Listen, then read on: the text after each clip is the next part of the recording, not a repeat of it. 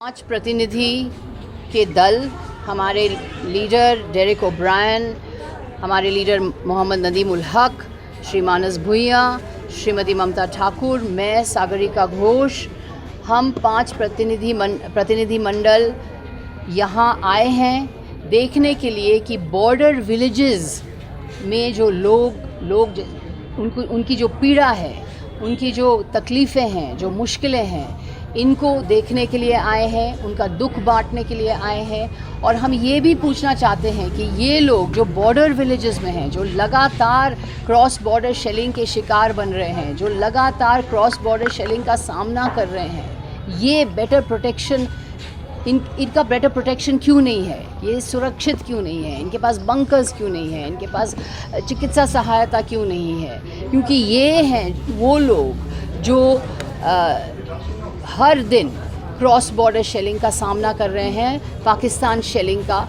शिकार बन रहे हैं। हमने देखा इम्तियाज़ अहमद है, अस्पताल में लेटे हुए हैं, उनके हाथ बर्बाद हो गए हैं। वो क्या करेंगे?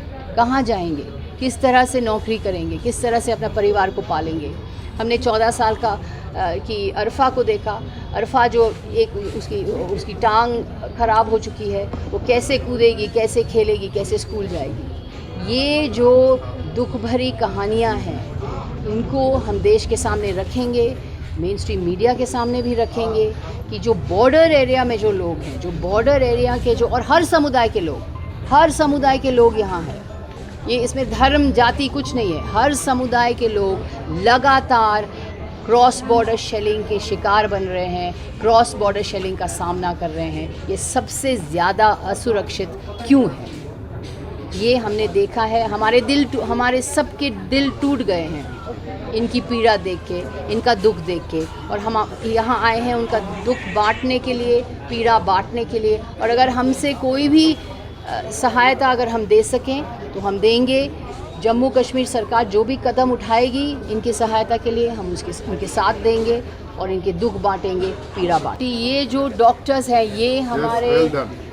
ये हमारे फ्रंट लाइंस में खड़े हैं। 26 घायल यहाँ आए थे, 3 थे जो ब्रॉड डेड थे, और उनको इलाज करना, उनकी चिकित्सा करना, उनको ठीक करना, ये हम डॉक्टर्स ने किया है। इनको हम सल्यूट करते हैं, इनके शुक्रगुजार हैं कि इन्होंने सबसे लाचार जानों को बचाया। पीर पंचाल की तरफ से ममता जी जो हमारे चीफ मिनिस्टर हैं, ममता दी, उनका शुक्रिया अदा करता हूँ कि उन्होंने जो अपना डेलीगेशन जो उनका यहाँ पे आया, जिसमें डायरेक्ट साहब जो हेड कर रहे थे, जिसमें उनके एक ऑनरेबल मिनिस्टर थे और 4 MPs थे। उन्होंने पुंछ के सारा बॉर्डर इलाका जो है वहाँ पे विज़िट किया। रजौरी का जो है उन्होंने जहाँ पे शेलिंग हुई थी, जहाँ कीमती जानें हमारी गई, वहाँ पे विज़िट किया। मैं इन तमाम हजरात का शुक्रगुजार हूँ। और मैं अपनी तरफ से और हमारी गवर्नमेंट की तरफ से और जो मेंबर्स आए थे उन्होंने भी बड़ा अप्रिशिएट किया।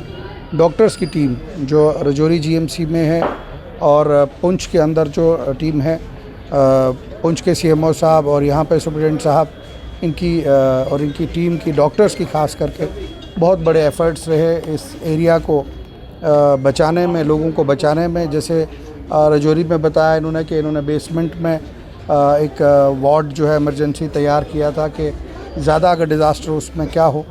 तो कुल मिला के एक मुश्किलात तो ज़रूर हैं कि रजौरी पुंछ में डॉक्टर्स की एक शॉर्टेज है। उसको पूरे करने के लिए ऑनरेबल चीफ मिनिस्टर साहब से हमने ऑलरेडी टेकअप किया हुआ है। अभी परसों श्रीनगर में जो हमारी मीटिंग हुई उसमें भी यही इशू हमने टेकअप किया कि डॉक्टर्स जो है उनकी शॉर्टेज है।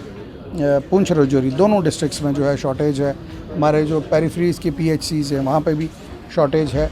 और जिन लोगों की जाने गई, थापा साहब जैसे ग्रेट जो विजनरी लीडर थे, भगवान उनकी आत्मा को शांति दे। उनकी बहुत ही कंट्रीब्यूशन थी इस जंग में। उससे पहले गरीब आदमी का काम करने की हमेशा कोशिश करते थे और हमेशा लगे हुए रहते थे। कम बात करते थे लेकिन काम बहुत करते थे। उनकी याद हमेशा हमारे दिलों में रहेगी। और भगवान अल्लाह उनके घर वालों को जो है शक्ति दे, हिम्मत दे कि वो इस गम से निकल सकें और अब इस दुख में बाहर निकल सकें। मैं आखिर में फिर से ममता दीदी जी का ख़ास करके शुक्रगुज़ार हूँ कि जब भी जम्मू कश्मीर में कोई मुश्किलात आई उन्होंने अपना डेलीगेशन यहाँ पे भेजा। आज डेलीगेशन यहाँ से राजौरी से वापस जा रहा है और मुझे बहुत दिल की गहराई से उनका शुक्रिया अदा करूँगा। हमारे इस दुख में हमारे साथ यहाँ आए और पूंछ राजौरी के लोग जो हैं उनको भी ये कहूँगा कि जम्मू कश्मीर के जो चीफ मिनिस्टर उमर अब्दुल्ला साहब हैं उनकी भी पूरी कोशिश है कि इस बॉर्डर इलाके को जो है अपग्रेड किया जाए और आगे लेके जाया जाए।